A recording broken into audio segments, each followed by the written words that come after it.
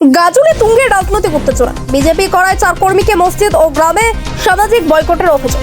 রাজনৈতিক মতাদর্শের ভিন্নতার কারণে এবার সামাজিকভাবে বয়কটের অভিযোগ উঠল মালদার গাজলে। নামাজ পড়ে বেরোনোর পর বিজেপি কর্মীদের ঘিরে ধরে গ্রাম ছাড়া করার হুমকি ও জল বন্ধ করে দেওয়ার মতো গুরুতর অভিযোগ উঠল একদল গ্রামবাসীর বিরুদ্ধে। এই ঘটনাকে কেন্দ্র করে শুক্রবার উত্তপ্ত হয়ে ওঠে গাজলের দেওতলা অঞ্চলের 21 মাইল কাটনা এলাকার চৌকিপুকুর গ্রাম। ঘটনার সূত্রপাত আজ অর্থাৎ শুক্রবার জুম্মার নামাজের পর। অভিযোগ, চৌকিপুকুর গ্রামের বাসিন্দা আজাহার হোসেন, হালিম আনসারি, শামসুল হক এবং মাসিদুর রহমান, যারা এলাকায় ভারতীয় জনতা পার্টির সক্রিয় নেতৃত্ব দেন, তারা নামাজ পড়ে মসজিদ থেকে বেরোতেই একদল ব্যক্তি তাদের ঘিরে ধরে। ভুক্তভোগীদের দাবি, অভিযুক্ত 6 জন ব্যক্তি তাদের স্পষ্ট জানিয়ে দেয় যে আগামী দিন থেকে ওই মসজিদে তারা আর নামাজ পড়তে পারবে না। বিজেপি করার অপরাধে তাদের পরিবারকে সম্পূর্ণ সামাজিকভাবে বয়কট করা হলো। গ্রামের কোনো নলকূপ বা সাবমার্সিবল থেকে তারা পানীয় জল নিতে পারবেন না। এমনকি পরিবারের কেউ মারা গেলে গ্রামের কেউ তাদের কবর দিতে বা মাটি দিতে এগিয়ে আসবে না বলেও চরম হুঁশিয়ারি দেওয়া হয়। অভিযোগকারীরা বলেন, এই বিষয়ে অভিযুক্তরা বলেন, আমাদের উপরে করা অভিযোগ পুরোপুরি মিথ্যা। যারা অভিযোগটি করেছেন তাদেরকে যা কিছু বলেছে সবটাই মসজিদ কমিটি এবং এই চৌকিপুকুর গ্রামের সর্দার বলেছে। এই বিষয়ে রাজনৈতিকভাবে আমাদের নাম জড়িয়েছে বলে দাবি করেন অভিযুক্তরা। এই গ্রামের সর্দার ও অভিযুক্তরা কি বলছেন শুনুন। এই যে আজাহার আনসারি, হালিম আনসারি, মাসিদুর রহমান আর শামসুল হক যেটা অভিযোগ করেছে সরাসরি মিথ্যা। এবার কথা হলো যে ওদেরকে কোনো রকমের আমরা নামাজ পড়ার জন্য বা আরও কোনো দিক থেকে কোনো রকম বাধা করিনি। ওদের কিছু আমাদের সমাজ থেকে খবর পেয়ে ওদেরকে কিছু বলার জন্য আজকে জুম্মার দিনে ডাকা হয়েছিল। তার জন্য এই বিষয়টা নিয়ে আমাদের সর্দার সাহেব বললেন।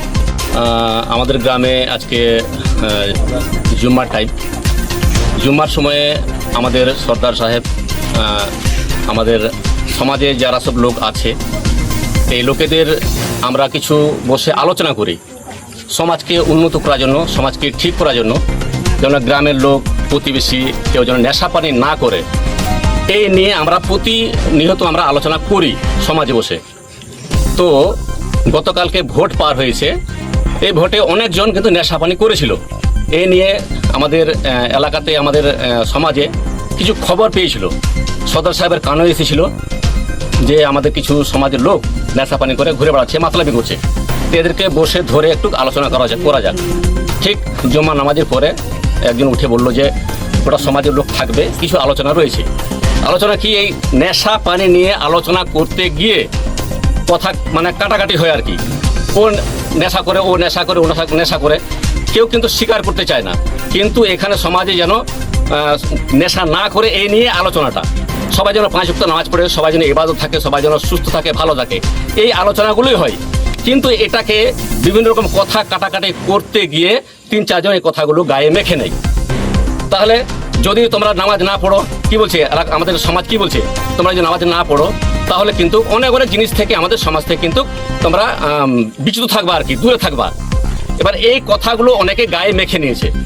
বাড়ির সকলেরই 21 মাইলে আমরা টোলা বসা আছে। ব্যাপার হচ্ছে আমরা সবাই ভারতীয় জনতা পার্টি করি দীর্ঘদিন থেকে, প্রায় 10 বছর থেকে করি। এর আগে আমাদের একটা প্রেশার আসছিল সমাজ থেকে, তো আমরা বললাম ঠিক আছে দেখছি।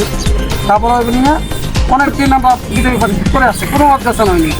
গত পঞ্চায়েত ভোটে যখন টিএমসি ছিল, আমার দোকানের সামনে ভোটটা আবির মাতানি ইনার বাড়িতে, আমার বন্ধুর বাড়িতেও ভোটটা সব কিছু আমাদের সামনে দেখা হলো। কোনো সমাজে কোনো বিরোধী করলো না, এদের সামনে কেন এরকম করছে। অভিযোগ হয়েছে, থানায় কমপ্লেন করেছে ওরা।